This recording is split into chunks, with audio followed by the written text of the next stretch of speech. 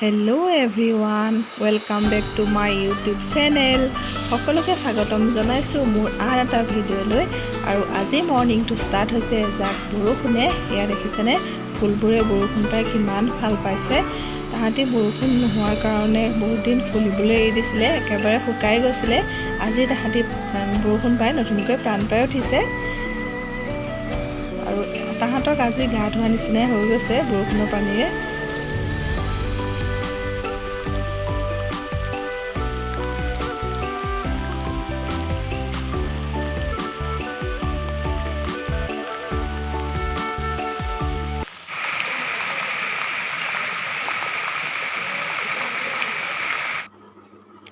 আজি ৰাতিপুৱা ব্ৰেকফাষ্টত খাবৰ কাৰণে খিচিৰি বনাম। তাৰ কাৰণে মই এয়া যোগাৰ কৰি ৰাখিছোঁ। মই এয়া খিচিৰি বনাবলৈ আৰম্ভ কৰিলোৱেই। অকণমান তেলত ভাজি পানী দি দিম, চিম্পুলকৈ বনাম। এয়া মোৰ খিচিৰি ৰেডি হৈ গ'ল খাবৰ কাৰণে। খিচিৰিৰ লগত মই লৈছোঁ নেমু, পিঁয়াজ আৰু জলকীয়া। এয়া মই এতিয়া গৰমে গৰমে খাই লওঁ। খিচিৰি নহয়, গৰমে গৰমে খাবলৈ বহুত ধুনীয়া হয়। ধুনীয়াকৈ খাবলৈ।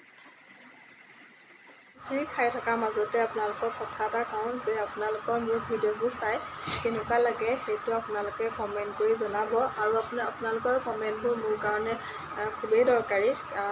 আপোনালোকৰ কমেণ্ট পালেহে মই নতুন নতুন ভিডিঅ' বনাই যাবলৈ উৎসাহিত হ'ম। সেইকাৰণে আপোনালোকে কমেণ্ট কৰিব। আৰু যদি ভিডিঅ'বোৰ চাই ভাল পায় মোৰ, তেনেহ'লে লাইক, কমেণ্ট আৰু শ্বেয়াৰ কৰিব।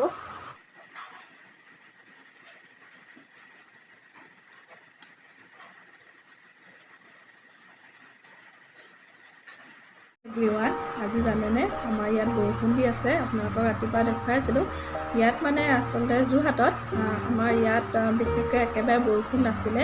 আমাৰ এইখিনি জেগাত বিশেষকৈ 1 কিলোমিটাৰ আঁতৰতে বৰষুণ দিছিলে, কিন্তু আমাৰ এইখিনি জেগাত দিয়া নাছিলে। সেইকাৰণে আমাৰ পথাৰ কামো ৰৈ গৈছিলে। আমি ৰুব পৰা নাছিলোঁ, পানী নাই কাৰণে। এতিয়া যিহেতু কালিৰ পৰা বৰষুণ দিছে, সেইকাৰণে আমি ৰুব পাৰিম। সেইকাৰণে ৰাতিপুৱাৰ পৰা মনটো খুবেই ভাল লাগি আছে আৰু পৰিৱেশটো ঠাণ্ডা হৈ গৈছে, সেইকাৰণে ভাল লাগিছে। আৰু আমি গৰমৰ কাৰণে বহুত দিন মাংস খাব পৰা নাই। মছলাটো বিশেষকৈ গৰমত খাবৰ কাৰণে ভয় লাগে। সেইকাৰণে আজি বতৰটো যিহেতু ঠাণ্ডা, ভাবিছোঁ মাংস খাম, কিন্তু মাছ আছে, আজি মাংস অনা নাই। সেইকাৰণে মাছটোকে আজি মাংস নিচিনাকৈ বনাম। সেইটো আচলতে চিলি ফিছ বনাম বুলি ভাবিছোঁ আৰু আপোনালোকক দেখুৱাম বুলি ভাবিছোঁ। তেনেহ'লে চাই থাকক ভিডিঅ'টো মই কেনেকৈ বনাম। এয়া চিলি ফিছ বনাবৰ কাৰণে মই লৈছোঁ কাঁইট নাইকিয়া মাছ অলপমান। এতিয়া মাছখিনি মই বইল কৰি লওঁ। বইল কৰোঁতে মই নিমখ আৰু হালধি অকণমান দি দিম আৰু অকণমান সময়ৰ কাৰণে ঢাকি ৰাখিম। এয়া মাছ বইল হৈ গ'ল। এতিয়া মই এইখিনি ফুটা লগা চৰিয়া এটাত কাঢ়ি দিম, যাতে মাছত অকণমানো পানী নাথাকে।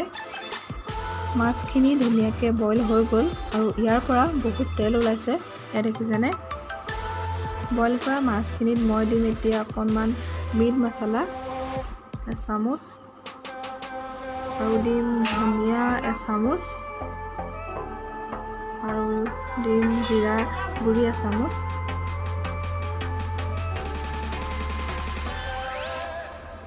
কাশ্মীৰী মিৰ্চ এচামুচ। এতিয়া এইখিনি ভালদৰে মছলাখিনি সানি ল'ম মাছখিনিৰ লগত। এয়া চিলি ফিছত দিবৰ কাৰণে বিলাহী 4টামান কাটি ৰাখিছোঁ আৰু এয়া জলকীয়া 4টামান কাটি ৰাখিছোঁ। এয়া পিঁয়াজ আৰু এয়া বইল কৰা আলু।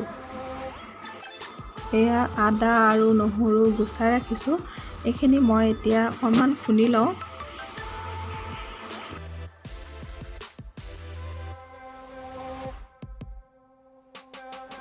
মই এয়া জুইতে বনাম। মাছ মাংস মা দেউতাহঁতে জুইত বনালে খাই বেছি ভাল পায় আৰু আমি ভাল পাওঁ। মাছ মাংস বুলি নহয়, আচলতে চব বস্তুৱে জুইত বনালে খাবলৈ বেছি টেষ্টি হয়। কেৰাহীখন গৰম হোৱাৰ পাছত মই ইয়াতে অকণমান মিঠাতেল দি ল'ম। তেল মই বেছি নিদিওঁ, কাৰণ মাছৰ পৰা বহুত তেল ওলাইছেই। এতিয়া মই ইয়াতে দিম কাটি থোৱা পিঁয়াজখিনি। এতিয়া ইয়াতে দিম খুন্দি থোৱা নহৰুখিনি।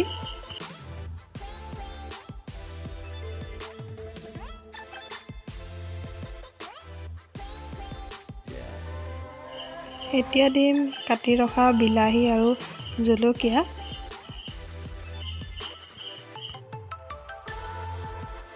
আৰু দিম এচামুচ হালধি আৰু সোৱাদ অনুসৰি নিমখ আৰু অকণমান লৰাই দিম।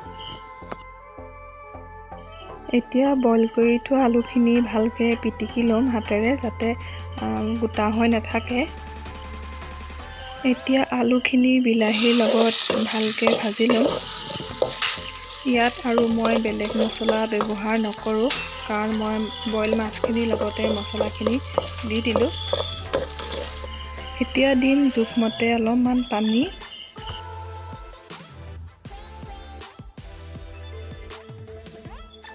এতিয়া মই ইয়াতে দিম বইল কৰা মাছখিনি।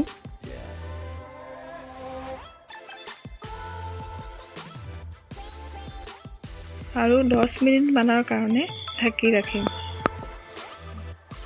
এয়া মাছখিনি নমাব পৰা হৈ গ'ল আৰু আপোনালোকে দেখিছেনে কিমান ধুনীয়া কালাৰ এটা উঠিছে মাছখিনি। এয়া সাধাৰণভাৱে বনোৱা চিলি ফিছ ৰেডি হৈ গ'ল আৰু আপোনালোকৰ কেনেকুৱা লাগিলে কমেণ্ট কৰি জনাব। আজিলৈ ভিডিঅ'টো ইমানতে সামৰিছোঁ। চোৱাৰ বাবে ধন্যবাদ।